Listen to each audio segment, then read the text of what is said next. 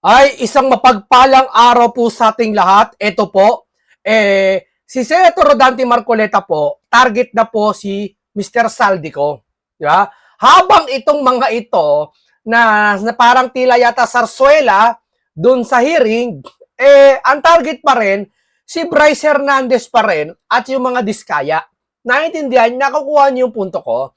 Di ba? Alam naman natin na ang habol ni Senator Rodante Marcoleta ay big fish. Tapos na siya doon sa mga sapsap. Ika nga yung mga dilis, yan, mga diskaya, dilis yan eh. Kasi sabi ko nga, hindi naman makakakilos ang diskaya o sila Bryce Hernandez kung wala nasa likod niyan. Parang walang pinagkaiba sa nag-rally. O, yung mga kabataan nag-rally doon at nagsunog, nagkalat, nagwala, nag-distraction, makakakilos ba sila ng kanilang sarili lang kung wala nag-utos na commander na mataas? Di ba? Ngayon, ang sisi sa mga kabataan. O, sino yung nag-utos na para man-distract? Diba? O, hindi yan ang pag-uusap natin, sample lang yon. O ngayon, ganito rin dito. Ibig sabihin, kaya sila, si Marcoleta, ang habol niya, big fish, at itong mga to sap-sap lang, sawari ng iba, ako, tsorya ko lang din, ha? Ayaw talaga nilang banggitin yung big fish hanggang ngayon. September na, magkakatapusan na po. Di ba? Kaya nagsimula yan. Ha? October na. Alam ko, magpapahinga na ang sesyon. Di ba? Parang magbe-break na yata. Parang gano'n, December. Wala na. Wala na mangyayari na naman. Di ba? Bare months na naman. Busy na yung mga tao pag November. Puro sud-sud na holiday niyan. Di ba? Ang bagal. Samantalang si Senator Rodante Marcoleta, ang target niya talaga ay yung big fish. Isa na dyan si Saldico. Dito nga sa pag-uusapan natin yun, hinanap niya si Saldico at sinatanong niya rito at kinu-question niya, wala bang kaparaanan para mahuli yun? Ba't di gumamit ng tracking o yung GPS or mga ano? Bakit naman yung iba nahuhuli nyo pagkagustuhan nyo? Si Duterte, sa ICC, ang bilis na papunta nyo kagad doon. Ora mismo yung paggabi na yun, nahuli nyo sinakay sa aeroplano, pinunta nyo kagad doon. Bakit? Di ba? Samantalang ito ayaw nyo, sawari ng iba ako, tsorya ko rin ha, baka kasi kumanta. Yeah? Baka kasi pagkanta nito, sintonado. Di ba? Oh, totoo yan. Ba't ayaw nyo pauwiin to? May kesyo, ano pa kayo? Bibigyan ng 10 araw. Samantalang si Duterte, isang araw, wala pang isang araw, pinunta na doon eh.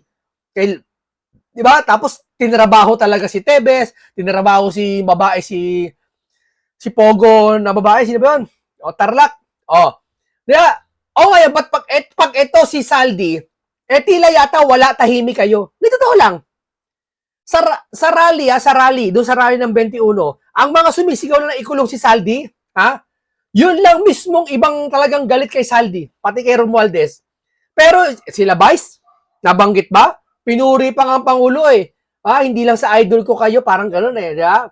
Bagaman tama yung sinabi ni Vice doon na tinira niya lahat ng politikong kurakot, pero dapat pinangalanan mo si Saldi saka si Romualdez. Dahil siya'y nabanggit. Di ba? Wala eh. Para bang tila yung pagpapakita nyo sa rally na yan, ha? Para lang sa flood control. Nakiisa kayo. Sabi niya ng isa dyan eh. Sabi niya etong mga dilawan na to, hindi malaman kung saan pupunta. Hindi nila alam paano sakyan yung issue. Kapag tumahimik sila, naku, baka pagsabi, pag tumahimik kami, tahimik kami sa korupsyon na issue. Pag naman sila nagganto, sumama, ano kaya paglalaban namin? Marcos kami, parang tila yata pro Marcos, ayaw niya, walang impeach si Marcos, hindi pwede, wag panawagan mag-resign. Kasi hindi pabor sa kanila yung mangyayari, si Sara Upo eh. Nakuha nyo? So, ano ibig ko sabihin lahat ng kwentong ito? Doon makikita mo na may parang cover up. Yeah? Mayroon silang issue na pinagtatakpan at hindi patungo doon yung issue gusto nila. Nararamdaman namin ng mga taong bayan yan. Yeah? O katulad nito, bakit si Senator Rodante Marcoleta pang ilang ulit na sa hearing na binabanggit niya big fish, big fish? Bakit itong mga si School Bukol at sila Ping hindi mabanggit tong pangalan to? O Diskaya, tanungin man lang, Diskaya, babanggitin ko. Yun nga bang nabanggit mong si Saldi? Kasi may USB na eh. Pinakita na yung USB ni Choby Chanko. Pero hindi man lang tinatanong si Toby Chanko, pwede ba i-flash mo ulit yung USB dito? ika-clarify namin dun sa pinagkuhanan mo niyan. Di ba? Hindi, diskaya sila nagtatanong sa Bryce Hernandez. Bryce, ano ba? Ganto-ganto, asa yung laptop mo, ganyan, etc. etc. Ayaw niyong imbestigahan yung tunay na big fish. Di ba? O ito, pakinggan nyo si Senator Rodante Marcoleta. Kung sino hinahanap niya, ha? Matauhan naman kayo dyan. Ngayon, nag-hearing na naman sa Senate. Ano na naman ang mangyari? Ito, panoorin nyo sa hearing sa Senate, ha? Sabi, alam mo, paulit-ulit na naman nangyari. Nanood ako eh. Paulit-ulit na naman ang sinasabi. Oh, ikaw ano? Bryce, anong nasang ka nung ganon-ganon, etc. Nasaan na yung ganito? Yung bang pumunta ka doon sa ganyan, umulit na, nakakagigil na. Para mga kababayan, wala po nanonood sa kanyang hearing. Yan ang may direksyon. Mr. School Bukol, ang ganda ng direksyon ng komite nyo. Diba? Palakpakan naman dyan. Ang ganda ng direksyon ng komite nyo. Tukuyin nyo naman ang big fish. May USB na si Toby Chanko. Nagsasabi na ibang congressman, ayaw nyo pakinggan. Marcoleta, sabi na, taong bayan, sumisigaw na, ayaw nyo pakinggan. Nagrally na sa 21, yung 21, nagkagulo na, ayaw nyo pa rin pakinggan. Diyan pa rin kayo nakapako kay Bryce Hernandez, pati kay Alcantara, idiskaya. Di ba? Ayaw nila nun. O, painggan nyo, ha? Pwede nyo bang ma-detect ngayon kung nasa si Saldi ko? Halimbawa. Nako. We want to know. No. Nasaan naman? Pwede nyo bang ma-detect ngayon kung nasa si Saldi ko? Halimbawa. We want to know. Nasaan naman coordinates? The DPWH, nagtuturuan na sila ngayon. Dito natin dapat makita ang tulong ninyo. Hindi ko sinasabing, hindi ko minemenos ang nagagawa na ninyo in other aspects of our lives. Kaya lang, ito yung importante ngayon eh. You should assert kung ano yung kailangan ngayon. Halimbawa, pwede nyo bang ma-detect yung mga bangko ay pinaglagyan ng itong mga makawatan na ito kung nasa ng perang nilagay? Pwede nyo bang ma-detect ngayon kung nasa si Saldi ko? Halimbawa. Ito yung gagawin natin dapat eh. This is how to make po. So, nasaan po si Saldi ko? Wala nakakalam. Kahit alam nila. Pansin nyo? Maski yung bangko, ha? Samantalang yun nandun sila Duterte, yung mga nahuli, sila Bantag, talagang pinipilit na hulihin. Papogi kami, ito, hulihin namin. Eto, bakit di mahuli? Alam mo, tsorya ko ha. Tsorya ko na naman to ha, huwag niyong paniniwalaan to ha. Engot ka pag pinaniwalaan niyo tong ng mataas dyan sa inyo. Pero, makinig kayo. Sabi rin to ng iba, hindi lang pala ako, nababasa ko. Kaya ayaw pa uwiin yan, hindi dahil sa ayaw umuwi. Kung walang kasalanan yan, uuwi yan, dito mapapacheck up. Tatanungin, ibibigay lahat ng papeles, o ito yung insertion, no? Ito yung pinaggastosan ko sa insertion na nilagay ko. May resibo, ika nga. So, walang problema. Hindi ka ma-stress. Kasi malakas ang loob mo. Walang pinagkaiba yan doon sa sasakyan. May kotse ka. Bumabiyahe ka. May checkpoint. Ha? Wala ka naman kontrabando doon sa sasakyan mo at may lisensya ka. Kakabahan ka? Hindi. Pero kung wala ka lisensya at may kontrabando ka doon sa sasakyan mo, abot-abot ang kaba mo. Bakit di ka tumuloy sa checkpoint? Means guilty ka. Di ba? Yun lang yun. O ngayon, bakit hindi imbestigahan ito? Hanapin ito, bibigyan nyo ng 10 days. Ha? Dapat yan, di 10 days eh. Binigyan nyo eh. Duterte niya eh. Half day lang eh. Dinala nyo agad sa daig eh. Pilit nyo dinala eh. Hindi nyo pinagpabukas eh. Sa sobrang madali nyo, excited nyo dali si Pangulong Duterte dun eh. Diba? Eto, kaba ng bayan ninakaw dito. Kung tutusin, maraming pinatay yung korupsyon na yan. Diba? Daming pinatay ng korupsyon na yan. Doon lang sa literal na patay eh. Marami. Na leptospirosis, na baha, na walang tirahan. Diba? Nalunod. Diba? Oh. Yan ang sinasabi ko sa inyo. Ngayon, si Senator Marcoleta, ang target niya dito, yung big fish. Kayo mga napakawalang ya dyan, hanggang ngayon di tinatalaka yan. No? Paulit-ulit, hindi ako nanonood ng hearing, bahala kayo sa buhay nyo. Ito. Satellite.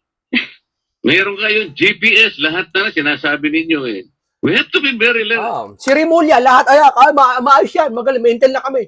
May whistleblower kami. Lahat nakahanap ni Rimulya. O ito, hanapin nyo ngayon si Saldi. Sabi niya iba, sabi ko nga, Chorya lang ha, baka kumanta kasi ito, si Saldi. Baka maikanta kung sino man dyan. Huwag niyong pauwiin yun. Ito, hakalan to ha. Huwag niyong pauwiin yun, kakanta yun. Baka pag naipit yun, at magipit, baka kumanta na ikanta tayo. Yari na kayo. Ayun, may mga cellphone yun. May mga ebidensya yun si Saldi. Pag yun nagipit, isa lang yan, mga kaibigan. Pag si Saldi, na wala daw sa Amerika ngayon eh, mamaya papapamigan nyo ha. Pag yan hindi umuwi sa loob ng 10 araw, guilty na yan, ibig sabihin yan. At pag hindi nyo hinanap yan, isa lang ibig sabihin kaya pag hindi nyo hinahanap yan. Natulad ng paghahanap nyo kay Tebes, pati dun sa Tarlac na babae, tapos pag huli kay Tatay Digo, pag di nyo nahanap yan, isa lang ibig sabihin niya, parang hakin, Chorya ko lang ha, may pinagtatakpan kayo na ayaw nyo mabunyag. Na may mas big fish pa dyan kay Saldi. Kung sakali lang ha, Chorya lang. Nasaan ang mga pera? Saan nila nilagay?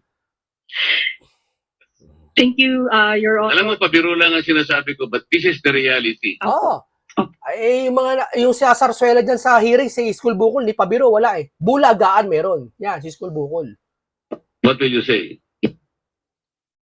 Nakaraan, pinaglaban niya pa, opinion ko na naman siya sabi ko. Wala namang binabanggit na pangalan eh. Nasa kaligitnaan ka ng leader, nasa leadership ka, nasa leader ka, mag-o-opinion ka.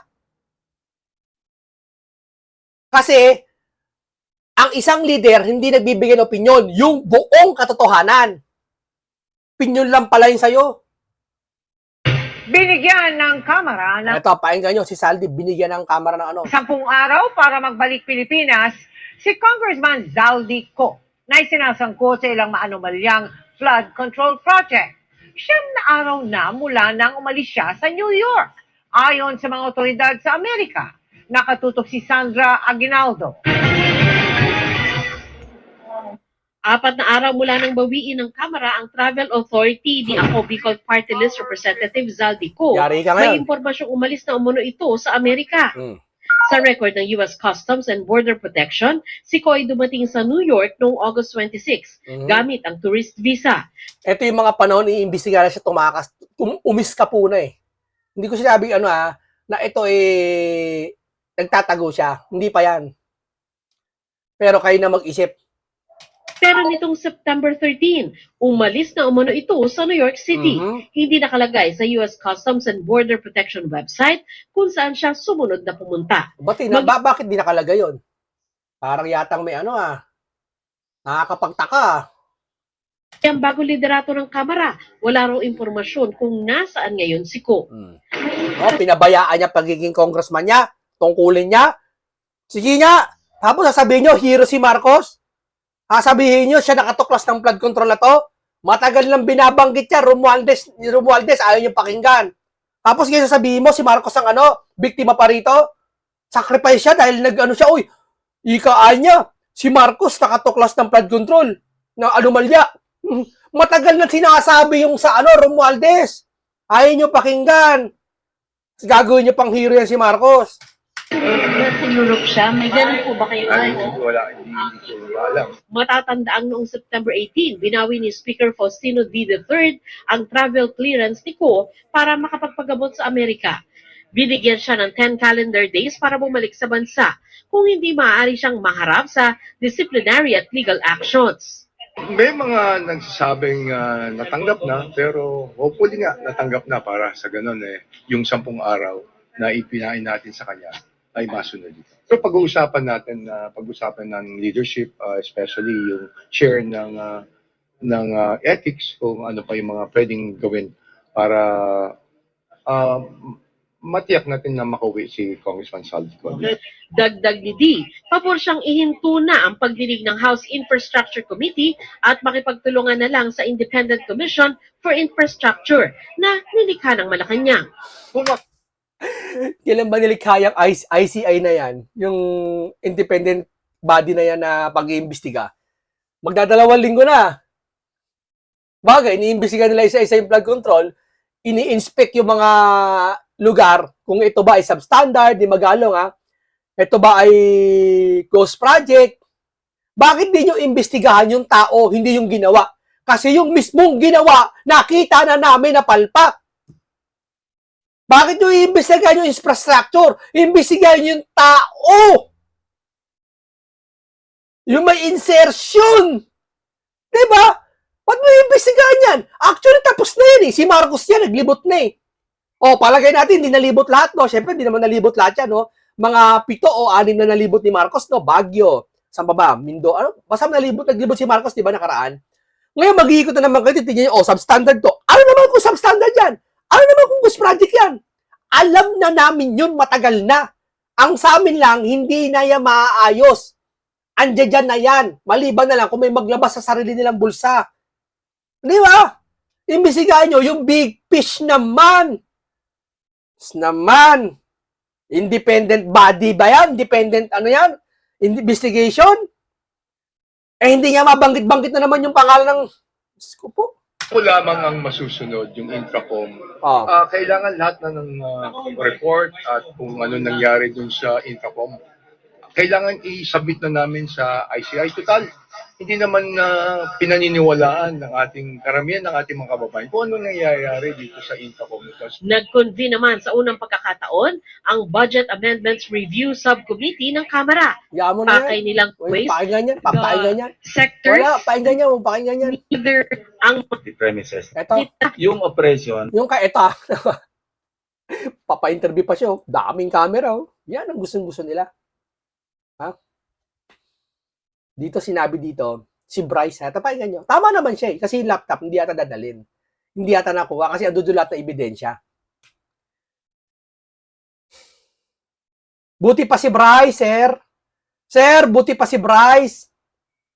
Kinapakuha niyo ebidensya laptop. Hindi pa maibigay-bigay. Samantalang si Toby Chanko, andun na yung USB. Hindi niyo pinapasalpak ulit dyan. Kayo naman, walang sino-sino. Tandaan mo yan, sinabi nyo yan. Wala kami sinisino-sino. Eh bakit ayaw nyo ilagay yung USB ulit dyan? Total naman, paulit-ulit kayo na investigasyon eh. Ulitin nyo yung kay Toby Chanko na USB, ayaw nyo ilagay. Bakit? Mababanggit na naman yung pangalan na ayaw nyo mabanggit? Ha? Forbidden ba yon? Tingin nga. when Hernandez was brought out of the premises ng Senado, it was upon his request. On record, during the hearing, payagan daw siya malift yung kanyang contempt order at para makalabas, para ma-submit yung mga dokumento, para merong mag-support sa kanyang allegation. So initially, parang I was reluctant kasi sabi, unang pumasok sa isip ko, baka sasalisi, tatakas, or baka magtatago kasi frozen na yung bank accounts niya. So, but, I slept over it. And the following Tatakas. Hindi tatakas yun. morning, I called up the senator. Bagay, kung may pera sa bahay yun, nakatimbak, nakaambak, alam ba, nakaprosen yung ano niya, yung bank account niya, alam ba, ang napros niya, 1 billion sa bangko niya, no? Tapos doon sa bahay niya, nakaimbak yung pera, 1 billion mahigit. Buhay na siya. Huwag lang aanayin sa adadagain. Di ba? Huwag lang magpapait bigla ng pera. Di ba? Alam ko, pero may serial number yung pera eh. Eh kaya nga ginawa nila, nagsusugal sila. Diba? Pinasusugal nila yung pera. Para doon ka, kung tsabahin niya ata yun, sabi ng iba, para mapaikot yung pera. Diba? Mauutak yung mga yan. Nag-sorry ng GMC. Magkano lang yan? 10 milyon? Congratulations pa eh. Nag-sorry ng GMC. Kinongratulate. Ginuno. Thank you Hanip na magnanakaw na yan. Yung nagnakaw ng mangga, yung kinulong. Eto, kinamayan pa, nagsole. Nagsorry din naman yun. Di ba? Ngayon, ito, anong ibig sabihin ng punto na to ni Ping? Ayan na naman siya. Bryce na naman, Bryce. Iniano niya yung laptop na yon. Kung hindi yan, kung hindi ma-resolve yung laptop na yan, hindi niya makakuha yan, pipilitin niya yan hanggang sa may stuck sila dyan sa kwento na yan. Dapat habang hinihintay mo yung laptop, kung ano mo na si Toby Chanko yung USB niya. President. Sabi ko, on second thought, payagan natin kasi isigual na lang natin, baka nga nandun yung mga ebidensya. So early morning, Saturday, inescorta na siya, 6 o'clock. Ang binigyan namin pass is 6 a.m. to 6 p.m.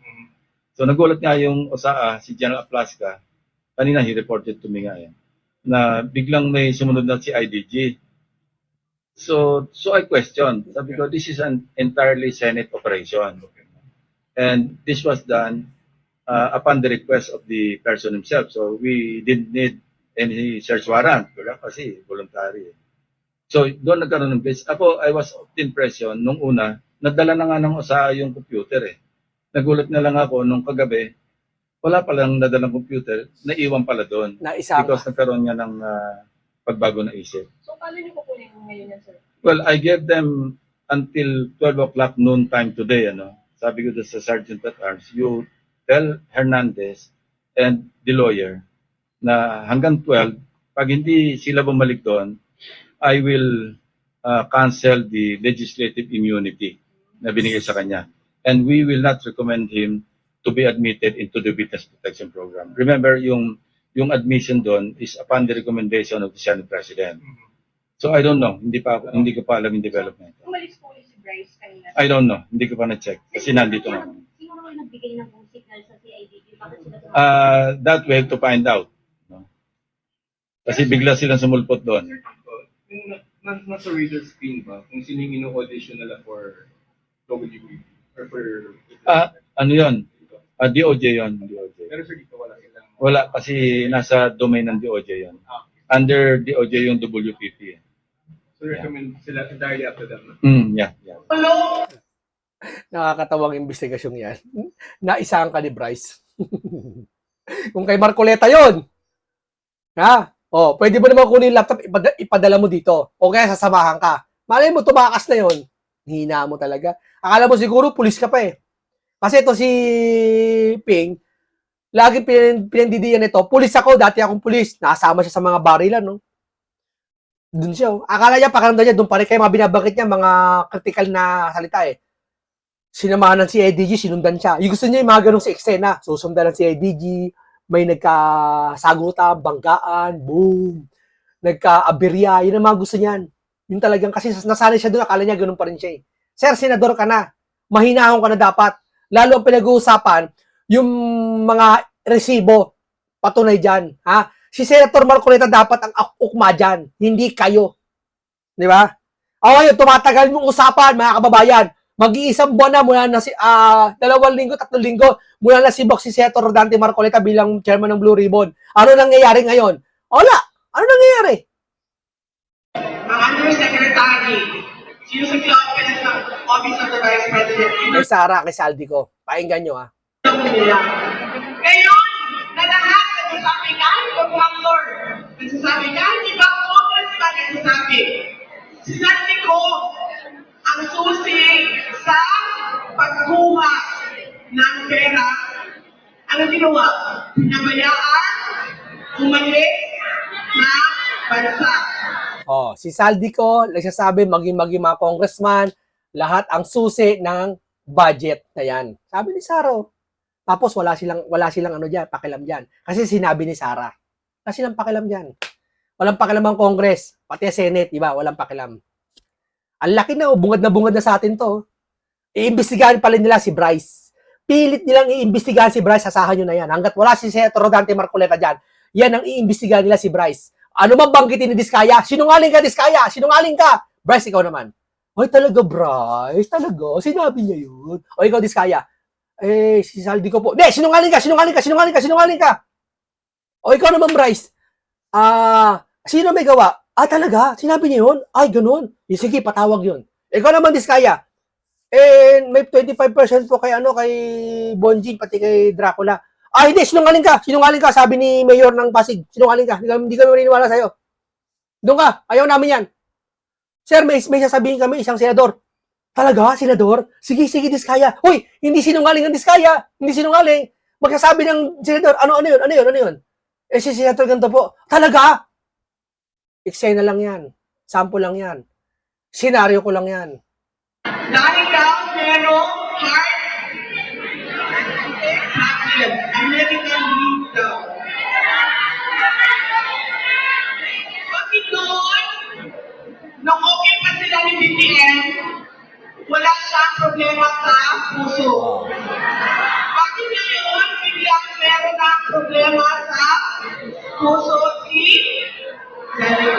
Tingnan mo si Sarah, hindi ito nagkasakit nung siya inuusig. Kasi hindi pa naman napatunayan yon, ha? Basahin nyo lang doon kay Daryl Yap yata yun. Kay Daryl Yap yata yung pinost niya. Hindi ko alam basahin nyo yun. Eto, si Saldi, bigla nagkasakit. Malakas pa sa kalabaw to yung kay BBM pa lang sa panahon na yon. Ngayon, yung na bigla nagkasakit, tapos hindi na mahagilap sa Amerika kung nasa pumunta ulit.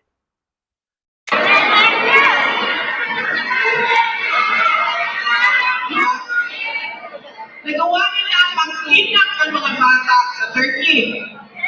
Pag hindi yan gawa-gawa, may pagdelilan sa loob ng gobyerno ng Pilipinas kung paano nila ginamit ang tao, ang mga military para magkuha ng bata sa Turkey.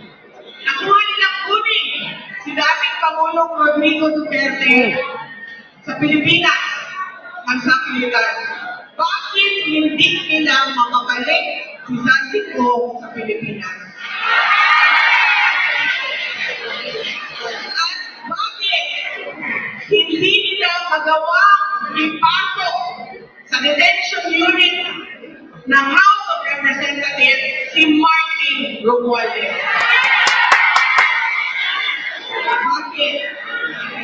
Bakit hindi nyo mapauwi si Saldi? Samantala si Duterte, ang bilis nyong nahuli, sabi ni Sara yan. Parang yan ang ibig sabihin ni Sara. Sa lahat, may nahuhuling kayo, ang bilis-bilis nyo, bida-bida nyo. O ito kami, may GPS kami. Nadidetect namin ang puso niya. May pandetect kami lahat. Hindi walang kawalayan. Hindi makakatakas yan. Kukunin namin lahat yan. Si Harry Roque, pipilitin namin makauwi yan, lahat. Si Saldi, ito. Bakit hindi nyo ito makontempt man lang din sa Senate? Bakit ayaw nyong gawin lahat yan? Alam namin mga kababayan yon. Si Romualdez, ayaw nyong yan, sabi ni Sara, Alam nyo kung bakit ayaw? Ito, pakinggan nyo katwiran mismo ng leader, Tignan mo katwiran ng leader, Hindi ko alam, nangihinaan ako sa sir, pasensya na. Kung sa pinakamahina sa buong mundong nakita ko leader, pagmula doon sa panahon ng mga Medieval, panahon ng mga Moises, sir, kayo po nakita ko mahina. Wala, ako, sanay ako sa mga history. Ang binabasa ko, puro leader Hindi, kasi mga leader kasi, yan ang mga the Great. Cyrus the Great. Sinakop niya ang Babylonia. Pinadapa niya ang Babylonia. Ang Ehipto, di ba? Panahon naman ni Nabucodonosor. Mga ganyan. Ang dami, mga empire na pabagsak ng mga leader, mga magaling na leader. Magi sila Netanyahu ng Israel. Amerika, iba-iba. Ito, painggan nyo. Tingnan mo, katwiran ng leader. One of the things that we are looking at, dahil iniisip ko, kakasuhan natin sila. Then, okay, the cases will go on. May mananagot, meron dyan makukulong, meron dyan mapafire, whatever. Para sa akin, kailangan buuhin nila yung project. Dahil, kung titignan ninyo, may warranty lahat yung project na yan. Kahit sinabi nilang completed, pag na-discover na hindi tama ang pagkagawa, they still have to respect, they still have to honor the warranty that they have given us to complete the project properly. So we can still go back to them at sasabihin natin sa kanila, balikan ninyo yung walang kwentang project na ginawa ninyo at ayusin ninyo ng maganda. Out of your own pocket. Out of Na your, in your hindi pocket. tama ang pagkagawa, they still have to respect, they still have to honor the warranty. Para siya nagpapagayad ng elementary, no? O kayo mga bata, isaulin niyo yung pera. Own your pocket. Ayusin niyo yung proyekto. Sir, ninakawan kami ng bilyon. Ganyan lang po kayo magalit. Ba't nyo parang imbis na sabihin nyo ipakulong? Kaya ito pala ang dahilan. Nakikita namin sa pananalita nyo po, sir, na kaya pala itong mga to, hindi mabanggit-banggit nila yung pangalan kasi hindi kayo nagagalit ng todo Hindi ho ba? Masama loob po ng taong bayan dahil sa nangyaring flood control na project na nawala, bilyon. Tapos kayo ganyan lang kayo para kayo nagsasalita ng parang sabihin nyo mga elementary, mga high school, nawala yon, hindi nyo nagawa yung project nyo, isoli mo yon, bayaran nyo yon sa sarili nyong bulsa, ganyan sir, makukulong ba kami? Hindi makukulong. Basta solin nyo lang yun, ayusin nyo. Sino ba naman loko-loko na isosolo yung pera, ayusin ulit yung project? Walang ganon! Si Bryce Hernandez lang yung nagsoli ng sakyan ng GMC. Napakamura lang nun. Diba? Huwag niyong gawing credit yung nagsoli yung Bryce. Ibig sabihin, soli na lahat nila yon. Hindi mangyayari yung hindi sa panaginip man. Wala ako sa history na nakabasa ko na nagsoli ng perang ninakaw. Merong ninakaw, pero naisoli yung pera, hindi dahil sa binalik. Dahil na-recover yung pera. Nasa bahay niya, cellphone, ninakaw niya. Walang ganun, sir. Huwag tayong managinip ng gising. Kaya nga binigyan tayo ng pagtulog para doon tayo may pagkakataong managinip. Pero huwag tayong managinip ng gising. No? Maraming salamat po sa inyo. Mabuhay lahat kayo. Isang mapagpalang araw po lahat sa inyo. No? Huwag po tayo basa-basa makikinig sa mga mahihina na nilalang. Na? Hindi ko naman sinabi siya yun. No? Basta sa atin lang po, kay Rodante Marcoleta tayo, pakinggan natin siya, tignan natin yung lahat na magagawa niya. Itong mga to, wala na mangyayari dyan, brace na lang yan, dyan na lang mapupunta yan, maniwala kayo sa akin. No? Salamat po ng marami.